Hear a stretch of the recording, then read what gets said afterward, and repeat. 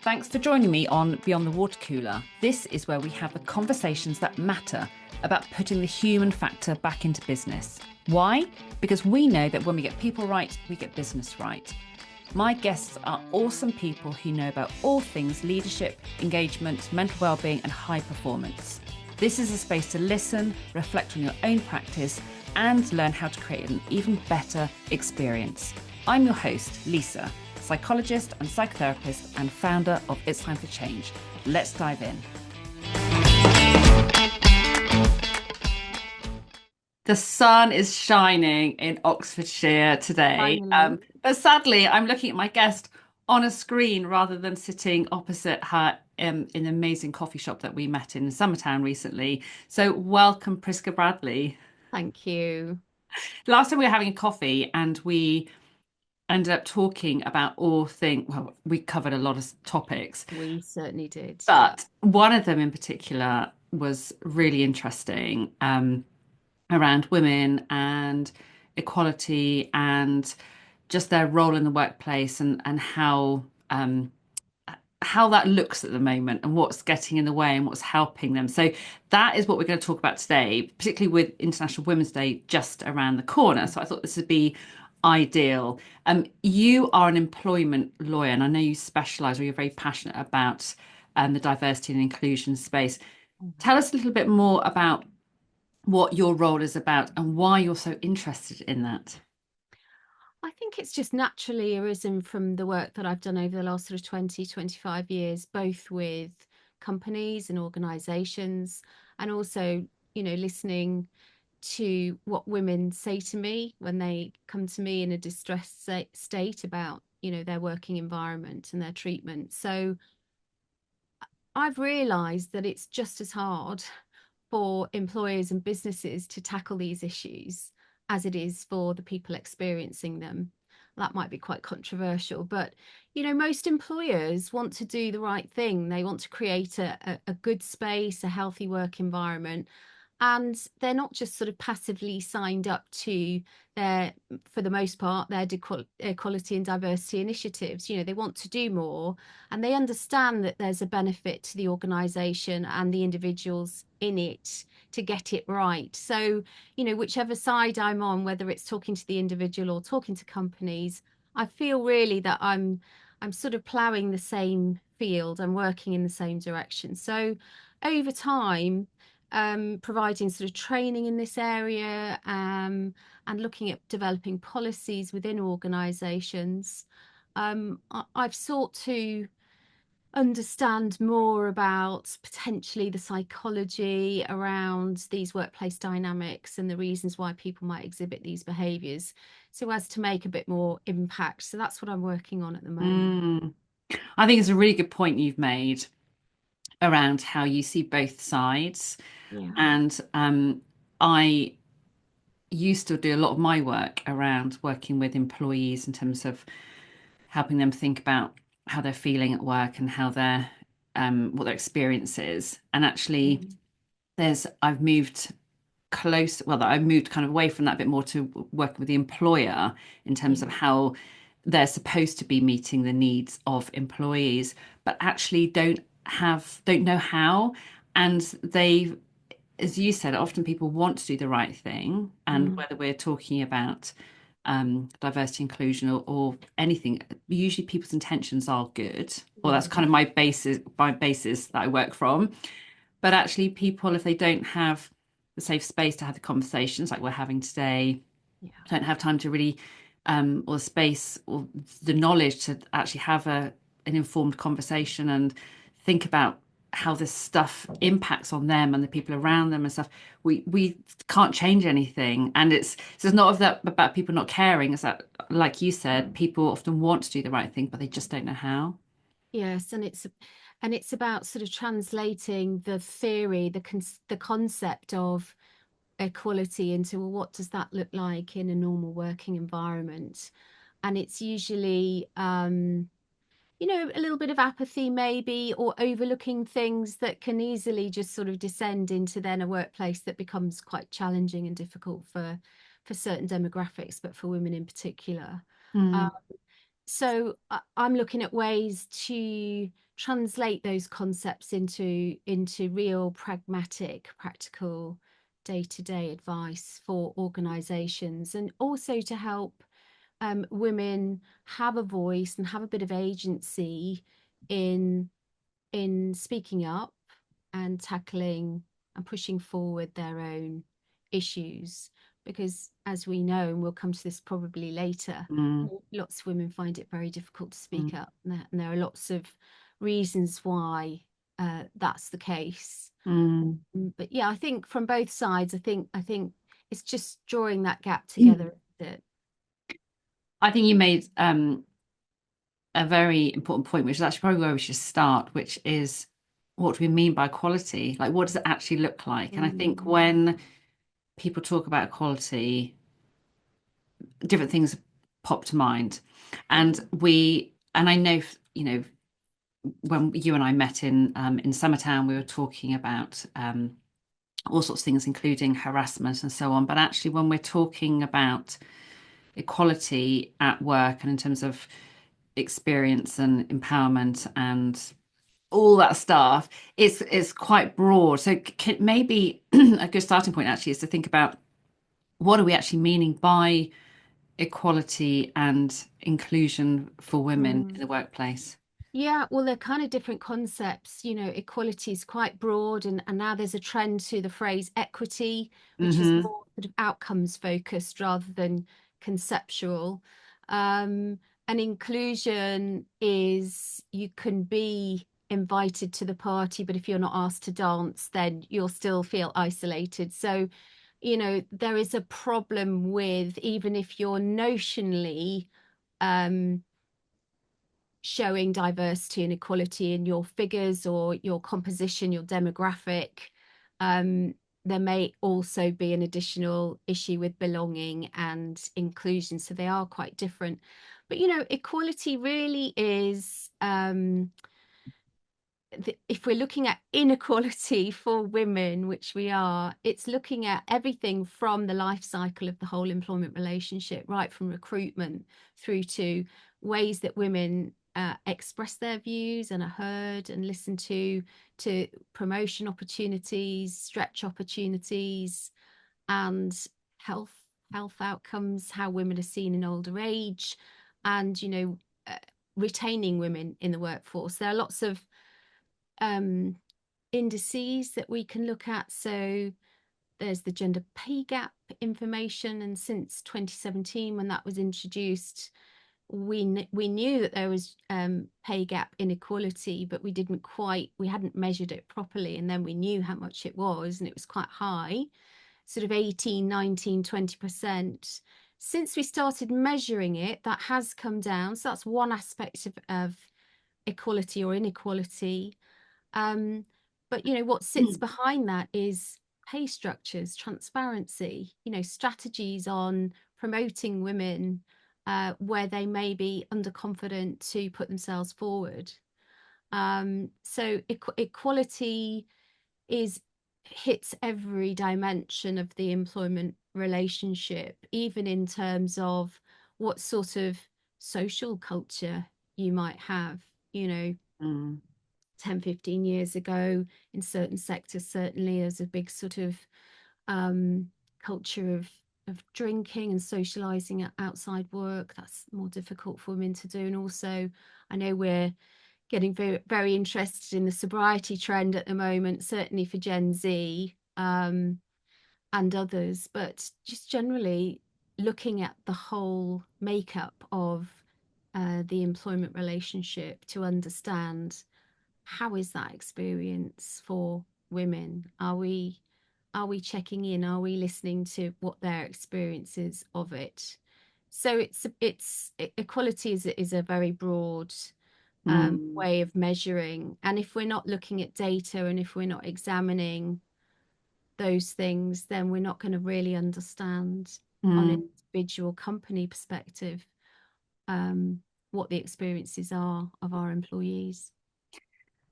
You've explained that so well, which I knew I wanted to have you. When we had this conversation, I was like, right, you got to come on and chat with me here.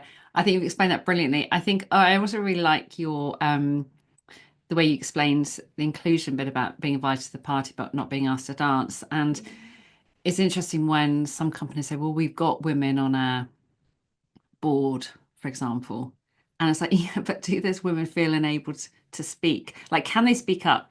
Do Yeah. you hear them? Do you take on board what they're saying? It's like you can't just tick the box of I've got a female on the board. I've got one of those. That reminds me of the Helena Kennedy story. She is one of my idols, really, and she's a KC.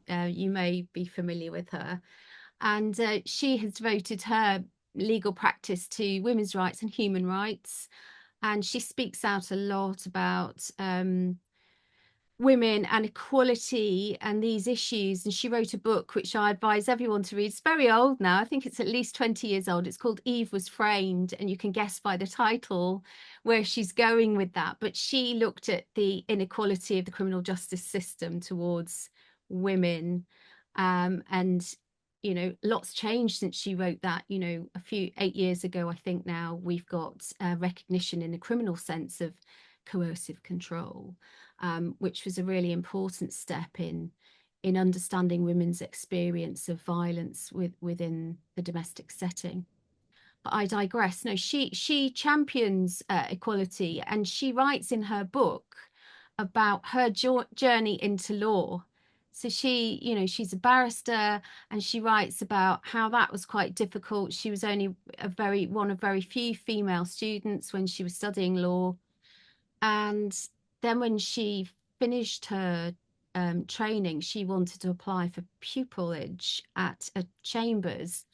And the chambers at the time said, oh, we don't have the right toilet facilities for you, so we can't employ you. And that used to be quite a common refrain to stop women coming into the profession. And then, of course, we had the Sex Discrimination Act in 1975. Interesting, when we look back, we're 50 years on now. You could say, well, how far have we come? What more is there to do? Maybe that's a different part of this conversation. But she then said, aha. So she said, do you remember me? Do you remember you said you didn't have the toilet facilities? Well, you can't use that anymore as an excuse, and you have to take me now. And they said, ah, well, we've got a woman now. So, it was like the Oh, wow. tokenism of hiring. And she remembers when I heard her recount this story, she was saying, I bet it wasn't a woman like me. So, Mm, they may have selected somebody who wouldn't speak up or challenge the status quo and was prepared to sort of take a more subordinate role. But mm, yes, you're right. There is a distinction between being there and mm. having influence and power and, being a real leadership role model. Yes. So let's think about where we are now in terms of, because obviously, and I think we touched on this over coffee when we were talking about, and you've just commented 50 years on, Yeah. where are we now? And it feels like there's been some very big backward steps with things that have been happening with Trump Yeah. and so on. Where, how do you think things are faring now in terms of the progress that has been made and companies have, for whatever reason, whatever motivation, have been engaging with this agenda more? I see. You might have seen something different, but what do you think is happening now? Are people just carrying on with what they should be doing because actually morally, ethically, they know it's the right thing, or are they now like, oh, we don't need to think about that anymore? Kind of what are you seeing is happening?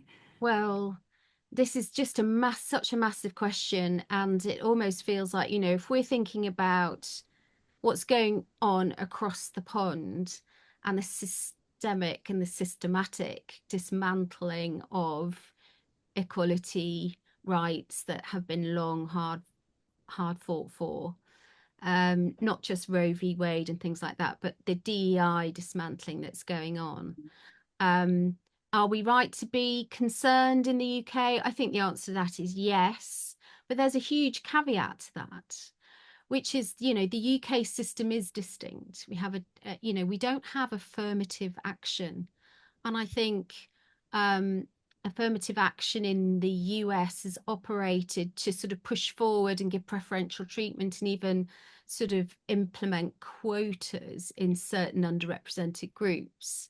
And that has fueled, I think, dangerous narratives of, DEI initiatives equal competency issues in the roles, where we in the UK have always been, um, on the face of it, merit based. Our quality laws do not support positive discrimination. We're allowed to take positive action, which is slightly different if applicants have equal merit and then there's an underrepresented group. You can take steps to hire to the underrepresented group, but it's a very little known provision, and it's not often, people don't ask for advice on it at all. It's Mm, very obscure really in its application.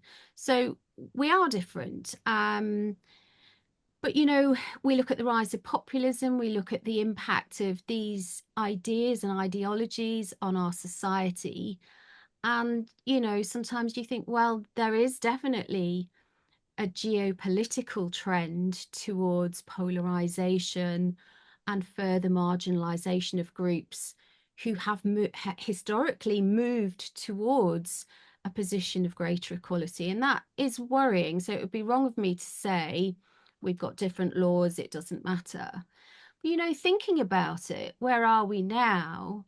Um, our equality initiatives are still on the march. I mm, look at recent legislation to look at family friendly provisions and rights. Carers leave now, paid carers leave. We've got parental bereavement leave introduced fairly recently. We've got neonatal provisions leave coming in later on this year. So we are still adding to and reinforcing the existing provisions. And mm, the big one of the biggest changes, certainly for me, and the shift in what I'm doing, in terms of training and working directly inside organisations, is the law about requiring employers to take reasonable steps to prevent sexual harassment in the workforce. So that has been, I think, quite a significant change, and that arose out of what happened after the Me Too movement. So there was a lot, as you remember, the Weinstein thing sort of kicked it off, even though it was a thing before that. But that sort of amplified it again. It then gathered a lot of momentum. And we had problems at Westminster with scandals of harassment within Westminster at the time. And the Women's Equality Select Committee did a report, and there was the Turning Tables report, and the government consulted and decided actually the existing provisions of the Equality Act weren't sufficient to protect people from sexual harassment in their workplace. And this disproportionately affected women. So it is generally a women's issue. That's not to say men can't experience harassment, they do, but mm, not to the same degree. So it is largely a women's issue. And we think, well, this is great, isn't it? This builds on a structure that we already have. It's taking additional steps. Employers are getting a clear idea on where these boundaries lie and what they can do. But in the same breath, we look at every day, and even before we came on today, there was a notification from the BBC about a DJ who the BBC had known about for years with allegations of sexual harassment. And we don't know the outcome of that, but the commentary is that the BBC knew and should have taken steps earlier. We've got the Greg Wallace issue, we've got the Gino D'Acampo issue. So it mm, almost seems like, funnily, everything is staying the same, and as much as we're pushing forward with the legal agenda, the culture is the same. But I'm not sure if that's quite true, and I think are certain sectors more prone, if you look at the media, mm, this notion of protecting talent, and we have to give talent what it wants, I think is now the BBC and other organizations are moving away from that. But maybe other organizations are getting better at Mm. preventing sexual harassment. I mean, I don't know how much it comes up in the work that you do with organizations. Do you can see a change within?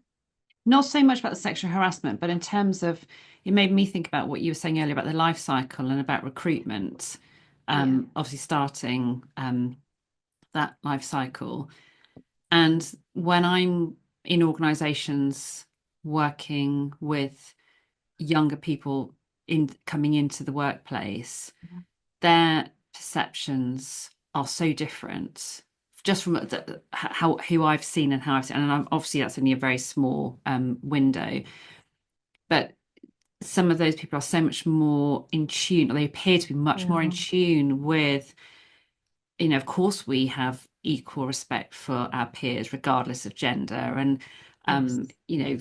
neurodiversity, and there's so many things that they don't see these as things we've got to put on the table and do something with, because they're almost not recognizable barrier. It's like, well, why would we even, I why think would we you're be thinking about that stuff? Why would we be worrying about getting my balance of work and non-work right? Because of course I'm going to stop at the end of the day and go and do what I need to do. And people coming in, from my experience of the companies I've worked with, are have a very different set of expectations. yes. Um, but again, that could be to do with the sectors I'm in, which are kind of the professional sectors, and different industries, maybe experiencing different things. Yes.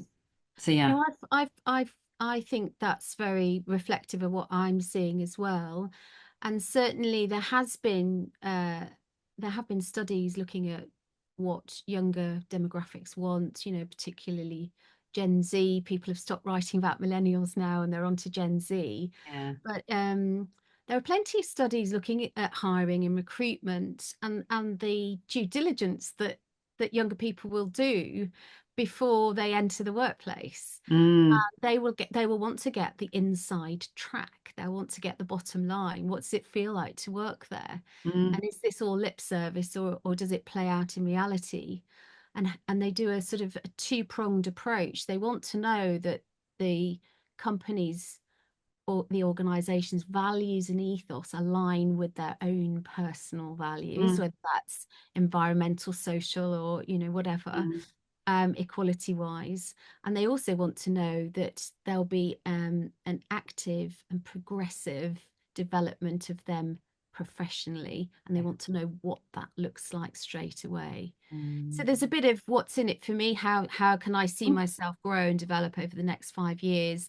But also, will the environment that I'm working in correspond to my own values? And those are very much around equality, inclusion, diversity, and equity. So mm, the organizations that do well on hiring and retention tend to do a little bit more work on speaking to those values, mm, being able to t tell people viscerally, well, this is what it means for your day-to-day mm, experience. And there's interesting stats as well. And this was going on pre-COVID, so this is not just a COVID symptom. Um, Although it did accelerate hybrid and remote working by about 10 to 15 years, but there was a trend before that for more men to be wanting positions that allow greater flexibility of working. And you can see, the organizations that want to I mean, there's a heavy bottom line here. Productivity, everything goes up when you've got a good workplace. So there isn't just the notion of ethically, this is a nice thing to do. They know that happy people create very productive mm, work environments. But the Scandinavians do this very well. In Iceland, I mean, look at Iceland. It's top of the polls the whole time, and places like Sweden, where they make it so that paternity leave is non-transferable, and you can't get other leave, parental leave, unless you take the full amount, which of course then affects how people hire. If they think, oh, I'm not going to hire to have that role filled by a woman because she's Mm, just married, she's likely to have children, and then I've got to replace her on an interim basis until she comes back. Will she come back? I don't know. All of that falls away if you have greater parity between parental family friendly rights. So they're mm, doing all of that and they're pushing the envelope on that. So I know some UK employers are starting to want to offer more parity between extended paternity leave and maternity leave and things like that, mm, workplace creches and things like mm, this. But unless you're very big, that's often quite hard to do. Um, but these are interesting trends, and I wonder how much we're going to roll back. It was disheartening to think of the government instruction to you be at your desk. We know that Amazon have just rolled back on their hybrid working policy, and now they're very much presenteeism again. So mm. again, it's like in the same breath again, yes, there's progress, but I wonder how much that is under threat at the moment.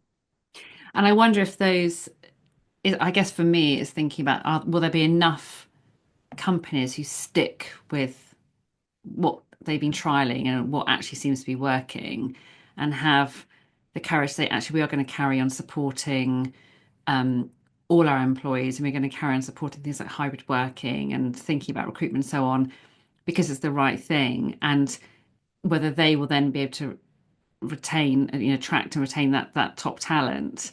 I think that's already been a challenge from what I've been reading. Mm, We've heard about Accenture, sunsetting their DEI policies, and we've heard about the co-op, various other finance companies, other global companies. But what's interesting is I think some of them have made a distinction between their US arms and their UK arms. So yes. what I've read is the UK parts of the business are leaning into this as an issue and saying, don't worry, we're still Mm, fully committed mm, to our existing policies and want to invest in creating, because I just don't think I don't think it those kind of things would work here. I think there would be more of a mm. backlash, more of a fight against what we've worked for Yeah. 50 odd years. Yeah. And it kind of leads me on to thinking about another point I wanted to discuss with you is around critical thinking and about again supporting people to really think about what they're doing and what's needed and why it's needed and how to achieve that. And I guess that requires critical skill development, thinking skill development, which again a lot of people don't necessarily have. They're almost waiting for a set of instructions or a policy Mhm. that's going to tell them how they should be behaving rather than thinking for themselves. What Yes. I know, and we touched on this before when we were chatting. Mm. What are your thoughts around kind of critical Yeah, well, thinking? I think it's a huge issue more generally for society. Mhm. But if we want to sort of narrow the lens for the purposes of this discussion, I'm always thinking about ways of creating more impact when I go into organizations to talk about equality and Mm, diversity. And part of it is an education piece because think um I don't think people, and men in particular, always understand the systemic history of oppression and historical prejudice and discrimination against women. And, there's a recent example where I was discussing this um, at the weekend, and I was sort of recounting some of the training I do about the prevention of sexual harassment. And I was describing a section that I do in where I demonstrate levels of contact in a work environment. So, ranging from, is it ever okay to hug a colleague? mhm. Which it might be. Lots of Yeah. caveats around that. But, sometimes even just the touch on the arm or the back or the shoulder. And then I talked about the brush. And whenever I say this in group settings, the women are profusely nodding, and generally the men are just looking, I have no idea what this means. Mm, And this kind of aha moment is what you're really looking for because it prompts reflection. And if you remember, unfortunately, thinking about the Sarah Everard murder, mm, um, there was so much publicity about it, and there's so much criticism in the press of the government advice, which was, flagging down a bus and looking at women's safety rather than looking at why there is male violence against women and girls.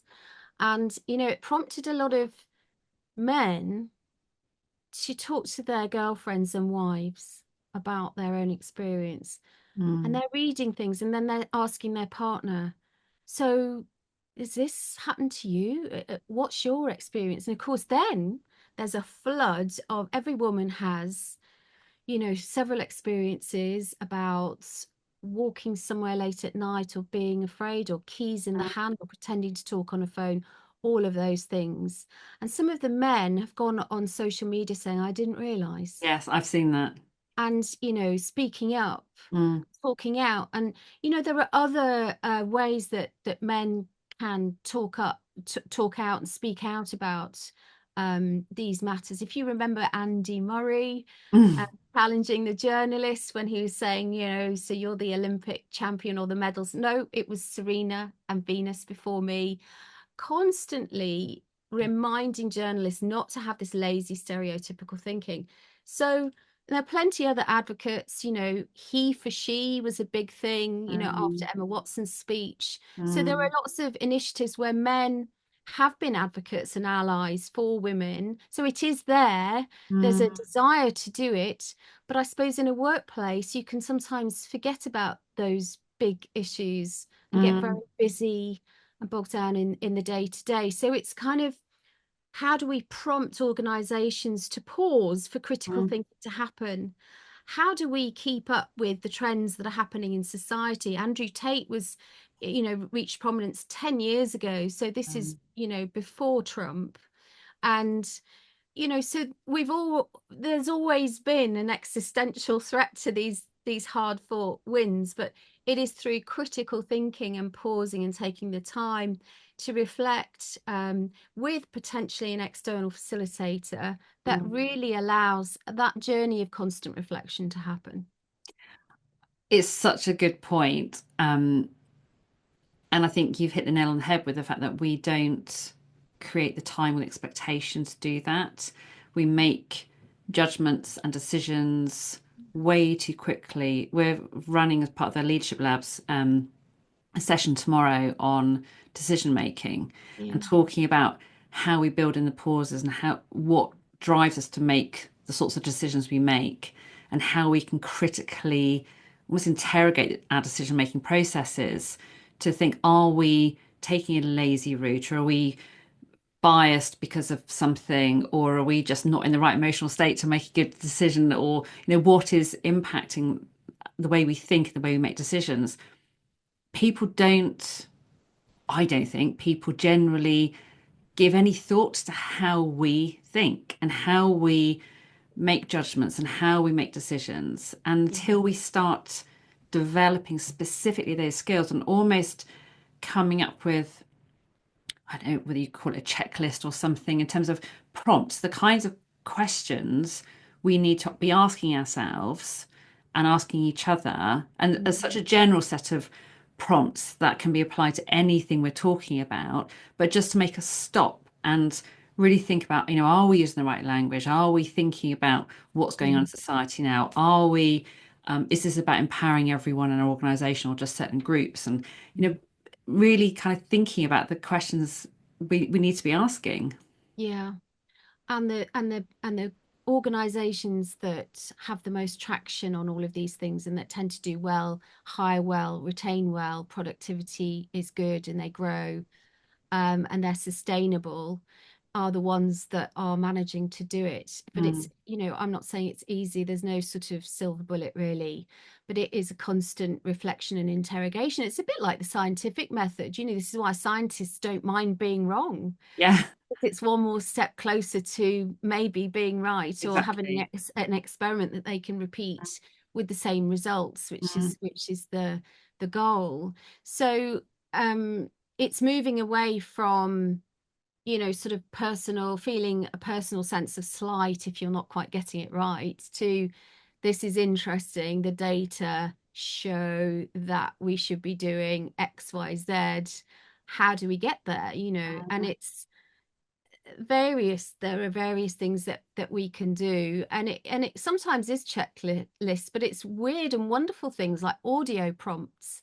mm, Sometimes organizations that I've worked with have decided that their favorite mechanism is an audio prompt that goes off in the middle of their monthly meeting or whatever, and then they all down tools and they all just talk to each other about, well, what might my assumptions have been in making those decisions? Where might I be wrong? Actually, have we collated any data to suggest that it's different to what we think it might be? What do we know and what don't we know? And then the known unknowns if you get into Donald Rumsfeld territory. But it's you can choose whatever suits your organization, and you can even gamify some of these things, which makes it then a fun business agenda, as well as the right one to have anyway. But you're mm, right, there are checklists and there are prompts, there are things that we can do systematically within our organization. If we take the key pinch points, they mm, are hiring, they are promotion, stretch projects, visibility, networking, and then looking at dismissal and retention strategies. So those are the pinch points.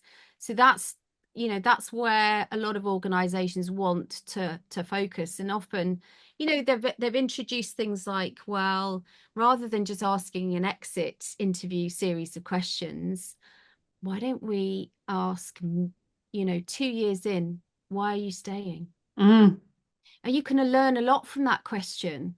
And you mm. can learn a lot about the health of the organization from a response to that question. It's And such a also, great question. I spoke to someone called Emma Browning from Meraki HR mm, on this podcast, and she talked about stay interviews. And it's yeah. exactly that. Why are you staying here? Because it's such valuable information.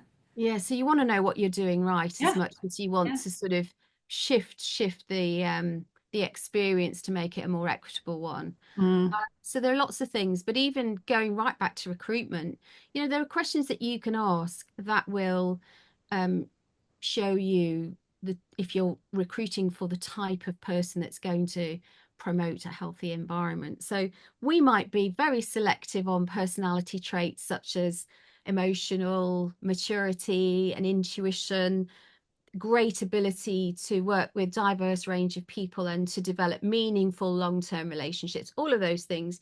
We might be asking a lot of questions about that. But how about a question which is, so how have you been an ally for equality in your career so far? great question. Great question.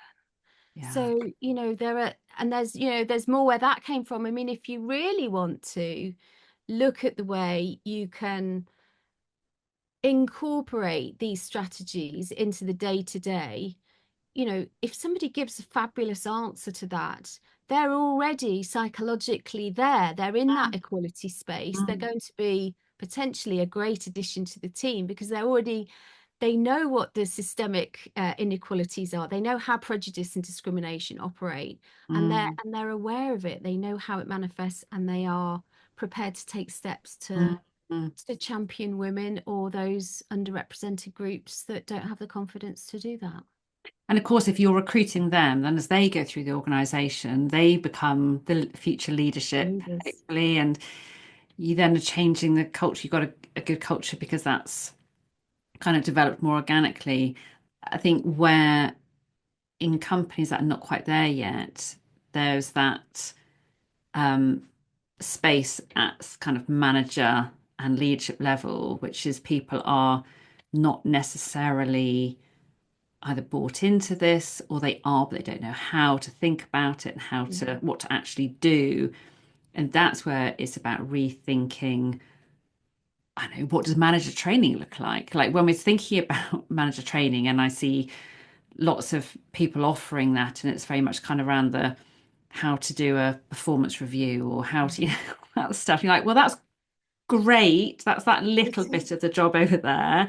But let's think about what the main bit of your job should be. And Yeah, that's really the case I see all the time for leaders who don't yeah, spend any time really thinking about what their role should be as a leader. They get yeah. almost sucked down into the weeds and they aren't stepping out of the weeds to be able to look at the big picture and to be able to lead Yes. because they're not given the space or they don't know all the skills to be able to do things like critical thinking and the Yeah, space to be able to experiment and try new things and accept the fact they might not work out, but we learn something, exactly. all that. It's an open, yeah, you're absolutely right. And I see this as well. And I'm very I sort of do both sides of the coin. So I do the kind of the doing bit because that's important. People Mm, want confidence to know how to structure a meeting, which is a difficult absolutely. conversation and all that. So all of that is good. But then the other side, and you can't leave it out, it is a vacuum if you do, is the ethical side of being a leader. So not Mm, doing leadership things, but being a leader. So embodying those qualities and having those skills because you know I always say to leaders at whatever stage, whether they're new or whether they're seasoned, never underestimate the impact that you will have on everyone within your organization. You probably lost sight of how much people are watching you. They're mm, watching everything that you do. They're watching your body language. They're watching when you come in, when you leave, how you interact with clients, customers, colleagues. Everything you do as a mm, leader will inform the culture of the organization by mm, osmosis. And, it's good for leaders to be reminded of that. And then the mm, ethical principles that sit under having great responsibility for those within the mm. organization. And I do quite a challenging bit in some of my training where I ask the question, do you think it's ethical to manage somebody if you have difficult thoughts about them as your employee? If you have a bit of antipathy towards them, or you've thought they're not a trier, they can't be bothered, they're off sick all the time, they're swinging the lead, is it ethical for you to continue with that relationship if you're harboring those thoughts? And it's, I'm not sure that um people really think about that side of things as well, but when they do, it really prompts some great reflection. This Mm, goes back to critical thinking, but mm. the ethical dimension of leadership is really important as well. I wonder how, like, I would just love it if people listening to this would think, wow, maybe I just don't give enough time and space to that bit, like the ethical bit. And I just don't think many people do. And being able to, I guess, be prompted, like what you were saying about people observing the leaders all the time and they're noticing them. Things like when people are saying, and I hear people say this in organizations, if something doesn't feel right, speak up. So if someone's Mm. saying something that doesn't feel okay, it's okay to obviously share that doesn't feel okay. We do it in a respectful way. We, again, come from the viewpoint that someone wasn't trying to be offensive. They might not have understood the language was offensive or whatever Mhm. it is. But of course, in those situations, it's how the person being called out responds.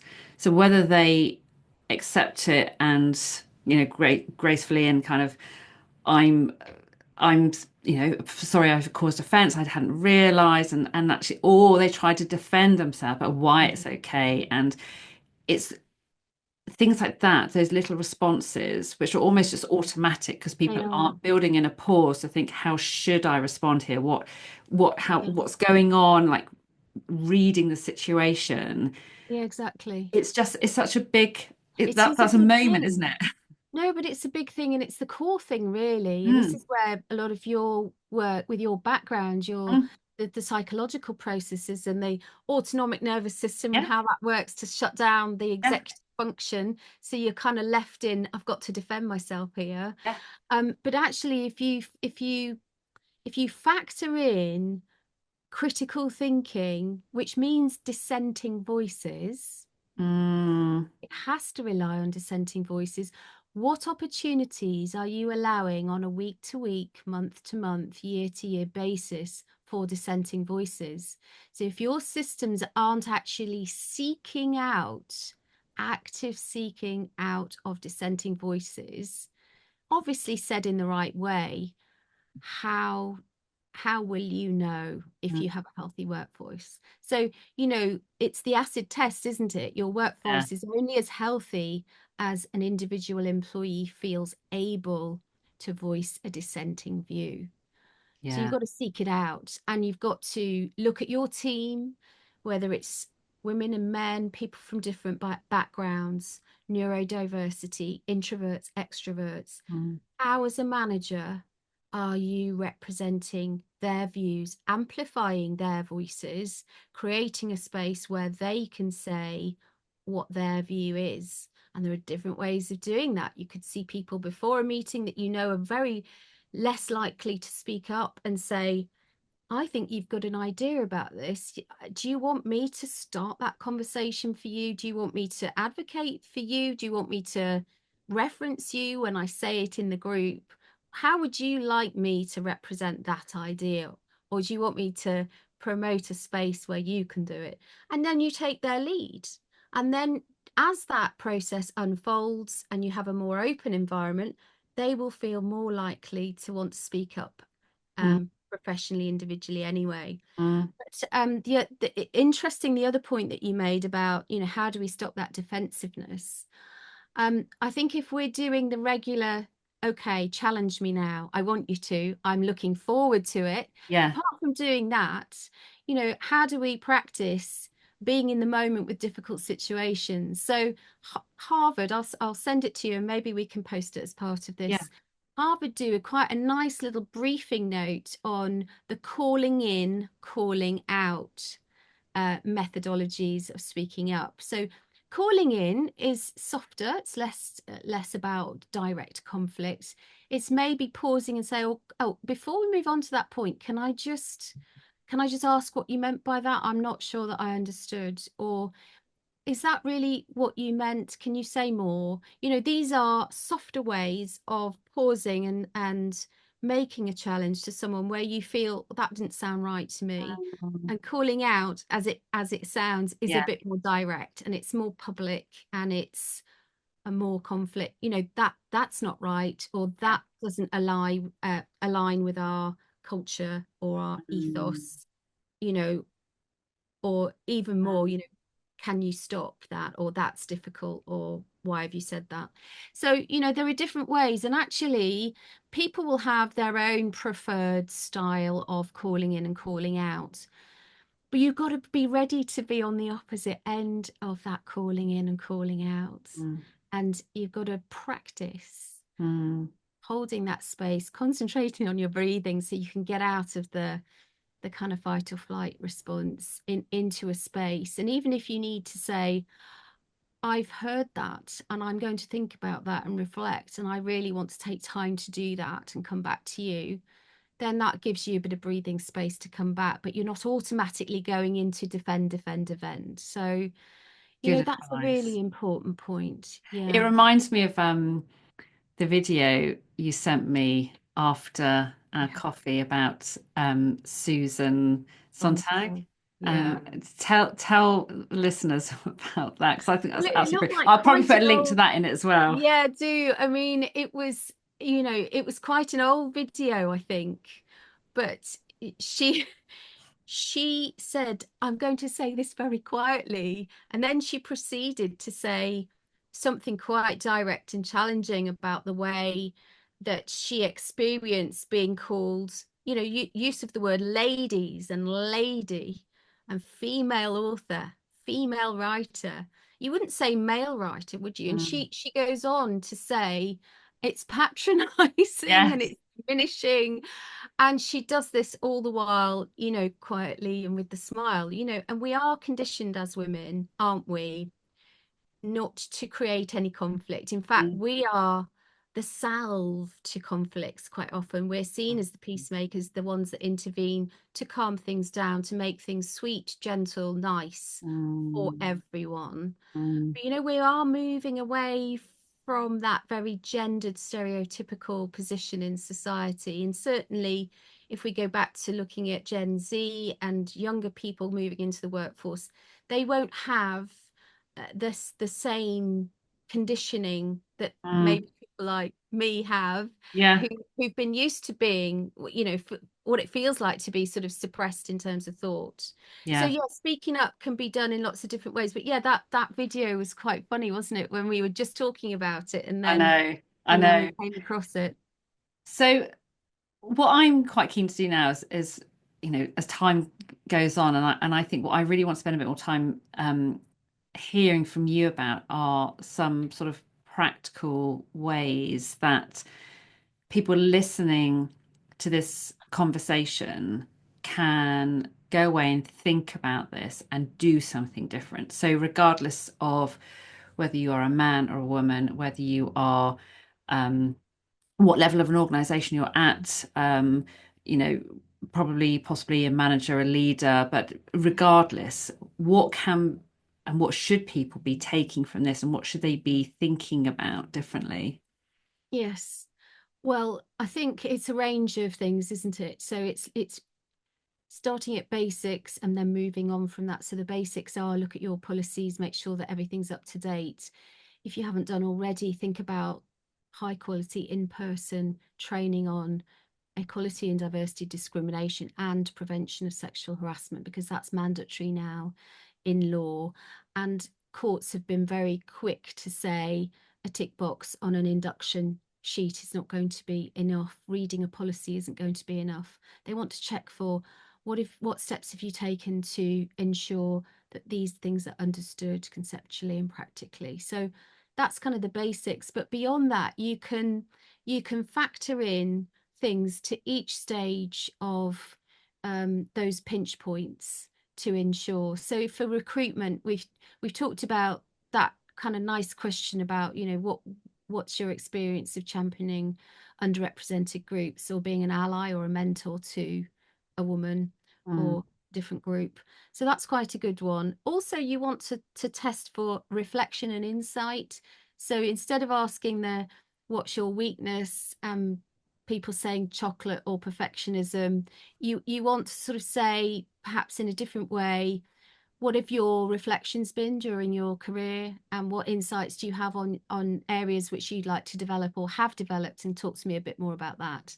That's a very good question, because if there's a lot of discomfort around that, or panic, or leaking of discomfort through shifting of body and things like that, then that's probably indicative of somebody who hasn't done a lot of reflection, or maybe Mm. doesn't have those skills of thinking um, more reflectively about their own practices, their own behaviors, their own skills.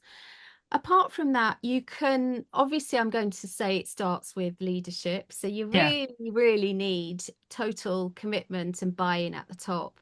And sometimes that can be a bit tricky because not everybody's everyone's got kind of different views. So Mm. maybe think about workshopping at the top first and then deciding, well, how much is this important to us and what do we want to do? And then it's moving from sort of passive policy support to more action focused strategies. So this could be looking at pushing women forward. So this isn't positive discrimination, which is unlawful in the UK, but this is understanding the systemic, historical things that will make women less likely to want to push themselves forward. Mary Portas, if you want to have a look at her, she writes and talks extensively about the fact that, men tend to apply for jobs where they've got, a reasonable amount of the mandatory Yeah. criteria, but women wouldn't even dream of No. doing that. You know, they'd want to not only have maybe 90 or 100%, but want to be really, really good Yeah. in those things. Where men think, you know, I could do that, you know, and that's the confidence.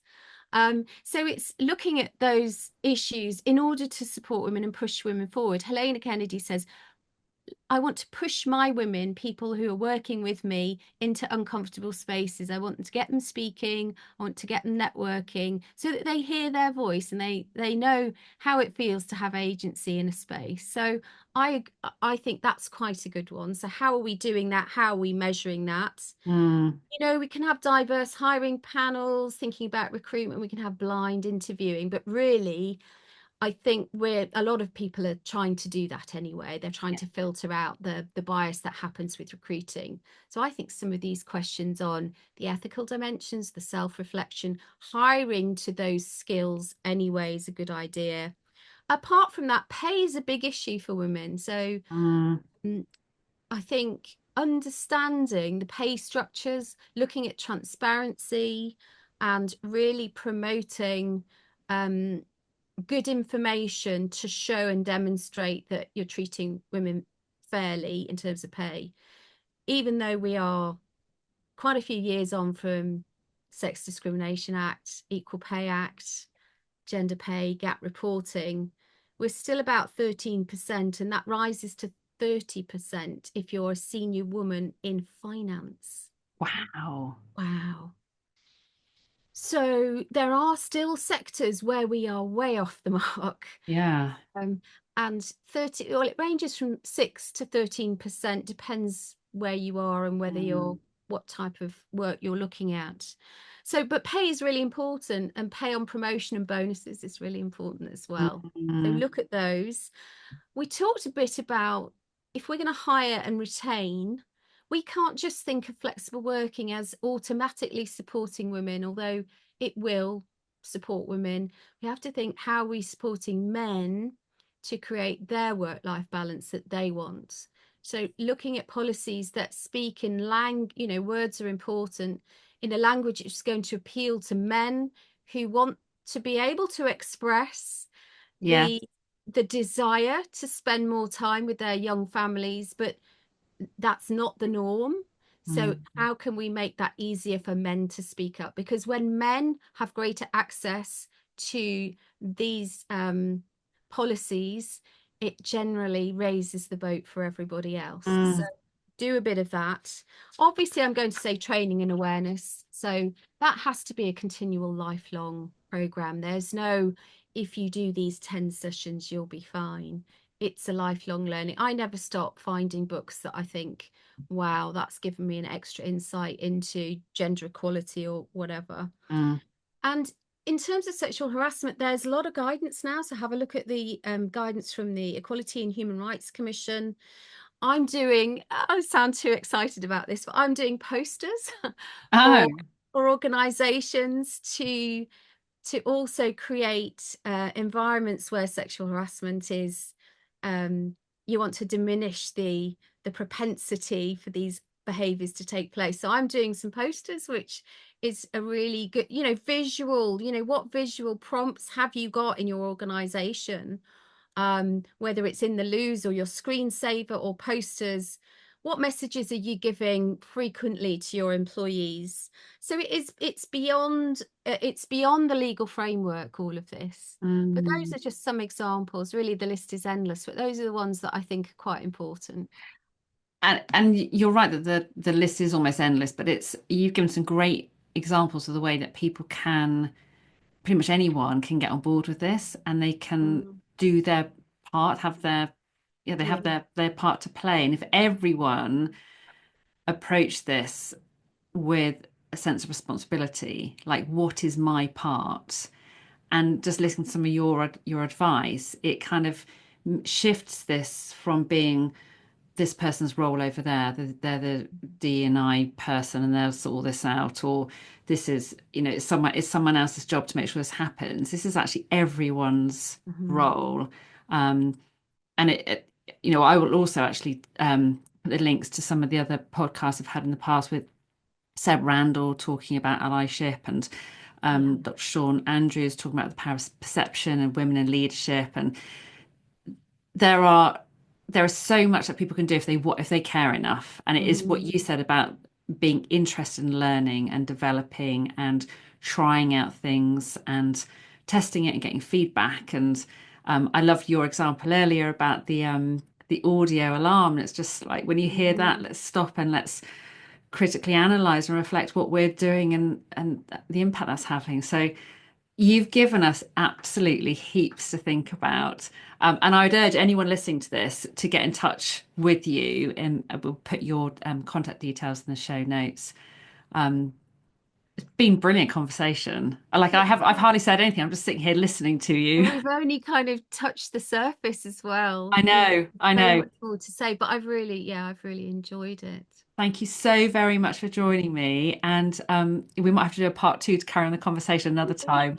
But You thank never you. I'm know. really, really grateful for your time, for everything you shared today. Thank you, Lisa. See you soon. What have you taken from that conversation to think about or do differently?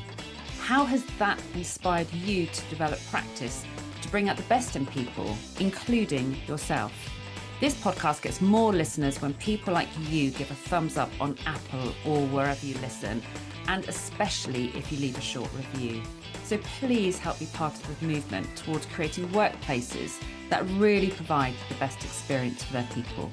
And do reach out to me directly to discuss your challenges at work and ideas for development. If we're not already acquainted on LinkedIn, let's connect. All the links you need are in the show notes. And if you join the club, you'll be the first to hear about relevant updates and free downloadable resources that are part of developing practice and performance. Thanks for joining me today.